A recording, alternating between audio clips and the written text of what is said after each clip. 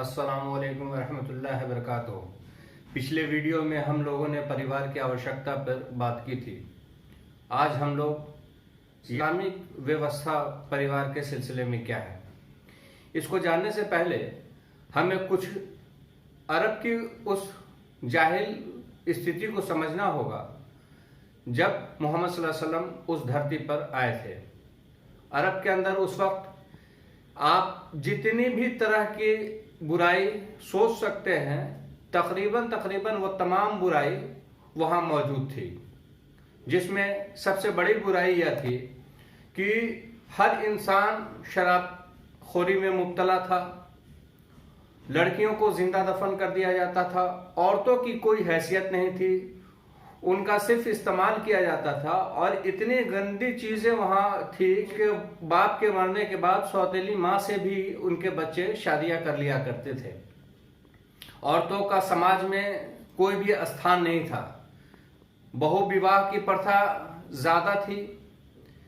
कभी भी किसी औरत को छोड़ा जा सकता था, कभी भी किसी औरत को लाया जा सकता था। यानी समाज में किसी भी प्रकार की उनकी हैसियत मौजूद नहीं थी। इन तमाम जब अंतिम ईशदूत हजरत मोहम्मद सल्लल्लाहु अलैहि वसल्लम इस जमीन पर आए तो उन्होंने तमाम लोगों के हक को दिया, जिसमें उन्होंने सबसे पहले जो परिवार की बुनियादी व्यवस्था के लिए जरूरी चीज है वो है पति पत्नी का संबंध।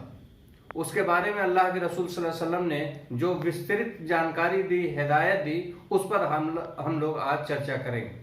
क्योंकि किसी भी समाज, किसी भी परिवार की बुनियाद इन्हीं दो रिश्तों के बाद शुरू होती है। इस्लामी खानदान की अहमियत इस बात से लगाई जा सकती है कि कुरान ने इस बारे में फरमाया, तुमसे पहले भी हम कितने ही रसूल भेज चुके हैं और हमने उन्हें बीवियां और बच्चे भी दिए थे।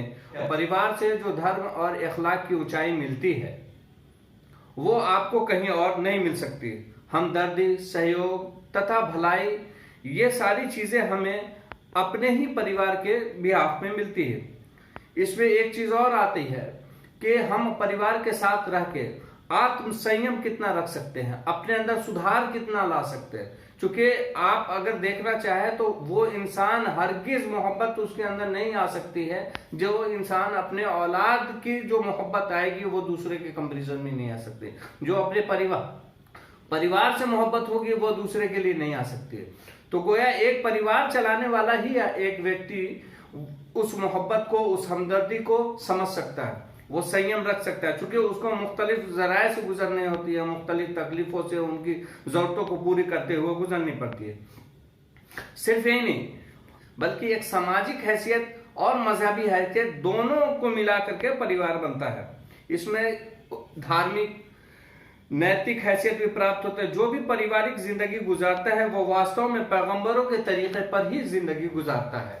पारिवारिक व्यवस्था की बुनियादें अगर हम देखें कि कहां कहां होती है तो इस्लाम ने सामाजिक जिंदगी में खानदान को बुनियादी अहमियत दी है।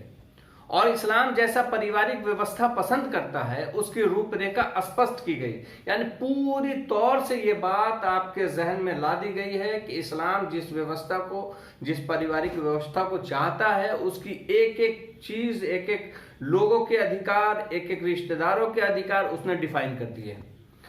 एक चीज समझ लें कि सबसे पहले परिवार की जो व्यवस्था है उसमें तीन चीजें महत्वपूर्ण है जो हर समाज में, हर कल्चर में आपको मिलेगा।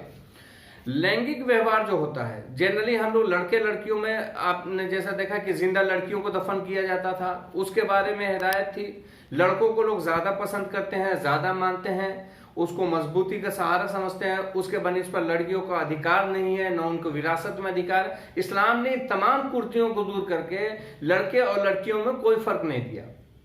हजरत मोहम्मद सल्लल्लाहु अलैहि वसल्लम ने फरमाया कि जिसने 3 लड़कियों का हुई और जिसने उसका भरण पोषण किया, उसकी अच्छी तालीम और तरबियत की, उसके लिए सीधा जन्नत है।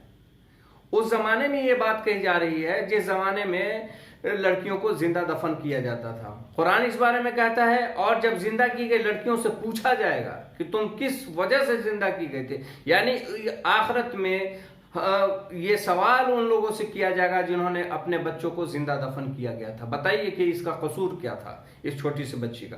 तो ये जो लैंगिक हम देखते हैं कि लोगों में पाया जाता है नाइंसाफी का जज्बा, इसको इस्लाम पूरी तरह से खत्म कर देता है। दूसरा संबंध जो सबसे ज्यादा इंपॉर्टेंट है वो दाम्पत्य संबंध है।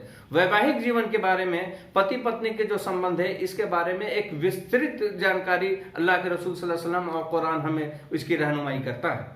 सिर्फ यही नहीं, आपको देखिए कि जो विस्तृत अहादीसों में जिक्र किया गया कि आप वैसे लड़की से शादी करो जो धार्मिक हो, दीनदार हो। लोग तीन बुनियाद पर, मोहम्मद सल्लल्लाहु अलैहि वसल्लम ने फरमाया कि लोग तीन बुनियाद पर शादी करते हैं, या तो वो मालदार हो, पैसे वाली घर की हो, या तो बहुत ऊंचे खानदान की हो, नाम नमूद वाली हो, और तीसरा ये कि वो जो है धार्मिक हो। तो हमें जो प्रेफर करने की बात कही गई वो कहा गया कि आप धार्मिक लड़की से शादी करो। उसके अलावा सिर्फ यही नहीं, बल्कि जिस स्टेटस में आप शादी कर रहे हो, जिस घर से घराने से लड़की रही, उसकी जीविका जैसे अपने मायके में गुजरती थी वही स्टेटस आपको यहाँ प्रोवाइड कराना है। अगर वो डिमांड करे कि हमारे यहाँ हमारी खिदमत में 2 नौकरानियां रहती थी तो आपको यहाँ भी 2 नौकरानियां देनी होगी।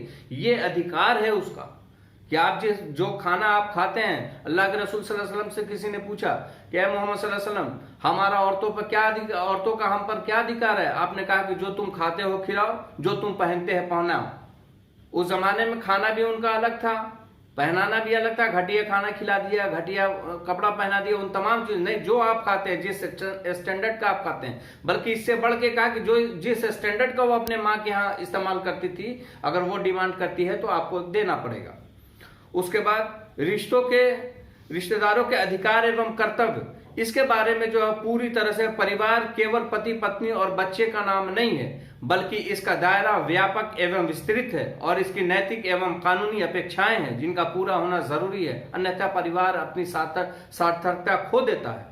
दाम्पत्य संबंध में प्रेम का संबंध, मर्द और औरत को अपना अंग समझे और औरत उसके लिए सुख और संतोष का जरिया प्राप्त करे।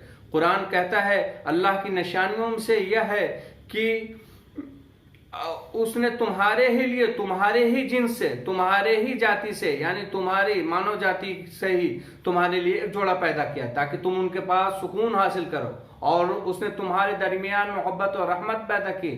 बेशक इसमें बहुत सी निशानियां हैं उन लोगों के लिए जो चिंतन और मनन करते हैं, जो सोच और फिक्र करते हैं। पति पत्नी का अधिकार एवं कर्तव्य वैवाहिक संबंध का मात्र लैंगिक तृप्ति का जरिया नहीं है, बल्कि संबंध इसके जरिए एक परिवार की बुनियाद पड़ती है। इसमें मर्द और औरत दोनों के अधिकार एवं कर्तव्य होंगे जिन्हें दोनों को पूरा करना होगा। जैसा कि कुरान में अल्लाह फरमाता है, और औरतों का हक है जैसा कि मर्दों का उन पर हक है, सामान्य नियमानुसार। अंतिम दूत हजरत मोहम्मद सल्लल्लाहु अलैहि वसल्लम ने फरमाया, आदमी अपने घर वालों का निगरान है और उसे उसकी निगरानी के बारे में पूछा जाएगा क़यामत के दिन, और औरत अपने पति के, घर वालों के और अपने बच्चों की निगरान है। ये जो डिफिनीशन इस्लाम में दिया गया है इसको हमें समझने की जरूरत है। यानी पति का जो दायरा कार है ये उसका भरण पोषण करना, उनके बच्चों की जिम्मेदारी उठाना, ये तमाम जिम्मेदारी जो है पति की दी गई। और औरतों की जिम्मेदारी ये दी गई कि आप पीठ पीछे उसकी इज्जत की हिफाजत करेंगी, आप उसके घर और उसके बच्चों की हिफाजत करेंगी, ये औरत की जिम्मेदारी दी गई है। शौहर को कहा गया कि आप उन तमाम जरूरतों को पूरा करेंगे। जाहिर सी बात है कि थोड़ी सी बात विवाद भी होती है, उसके बारे में इस्लाम की विस्तृत गाइडलाइन है।